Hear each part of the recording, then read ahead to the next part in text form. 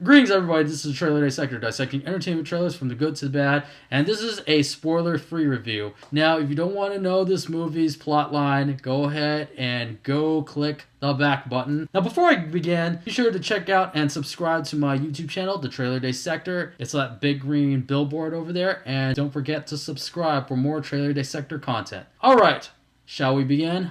So let's dissect.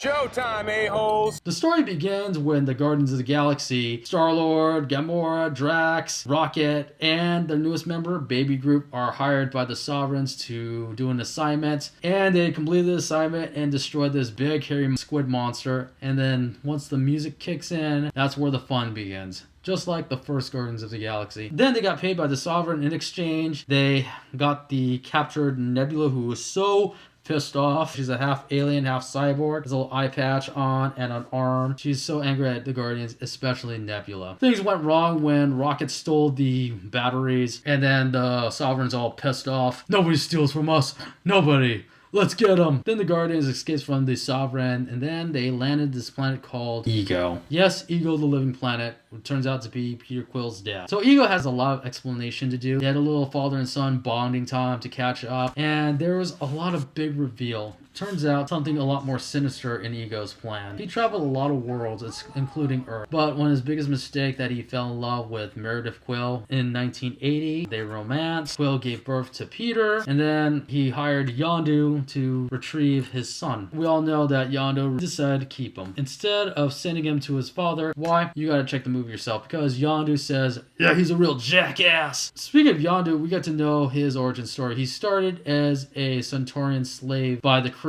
and then he hated the Kree so much. His race is a Centaurian. Then he joined the Ravengers. Got kicked out of the Ravengers. Taserface led a mutiny. Yondu, Baby Groot, his sidekick Krellin, and Rocket all escape. Taserface gets destroyed, which should be called Rectum Massager or Anal Face or Zit Head.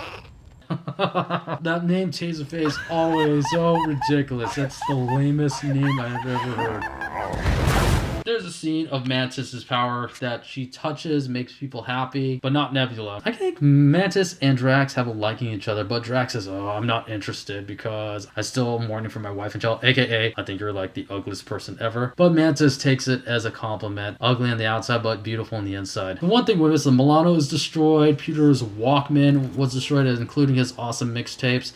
Well, in the end of the film, he gets a Zune device, which holds 300 songs, so 300 songs, now he can catch up. But it's mostly going to be 70s songs, since Peter Quill prefers the music from the 70s. You got adopted in the 80s, why don't you put on some 80s music? Hopefully Volume 3 will get a cool-ass 300-song mixtape. The artwork looks amazing. I thought the Ego and Peter Quill father and son arc, I couldn't really feel it. How can they bond within a few minutes? But what really struck me is the Yondu and Peter Quill father and son arc, when he said, he may be your father, boy, but he wasn't your daddy.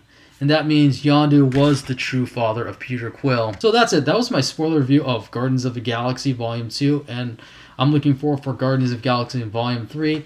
Also, the post-credit scenes, they're not just 1 or 2 post-credit scenes, but 5. If you stay throughout the credits, you'll see 5 different post-credit scenes. Here it is. First one was Krellix trying to use Yondu's Yakuza arrow and his fin, but nearly missing Drax's heart. Oh. Now they reside in a Ravenger ship. Second one is Sylvester Stallone's Stacker Ogred's character reunites his old teammates, which is the homage to the original Guardians of the Galaxy team. Let's say we steal some shit. I hope this old Guardians of the Galaxy team will have its own movie. One just call it the original Guardians of the Galaxy, or Guardians 3000, or Ravengers of the Galaxy. The third one really blew my mind, and it was the Sovereign getting their ass chewed by the Guardians of the Galaxy, so let's evolve the new species. And inside that cocoon, I think I shall call him Adam. which is a reference to Adam Warlock. I can't wait until 2020, alright? Just hurry up and make it. The fourth one is all for laughs. Baby Groot is playing the video game, and he's not Baby Groot anymore, it's Teenage Groot. So, you made a mess, and Peter Quill is now mature, is now the father figure to everyone. And now I know how Yondu felt.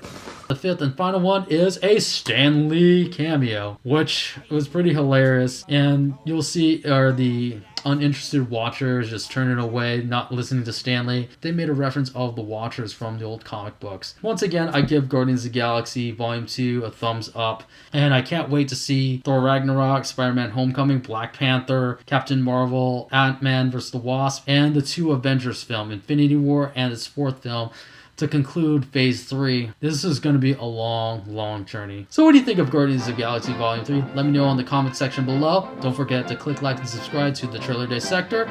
Until then, this is the Trailer Dissector, dissecting entertainment trailers from the good to the bad. And it's time to turn on my awesome mix on my iPhone, which holds 3,003 million songs.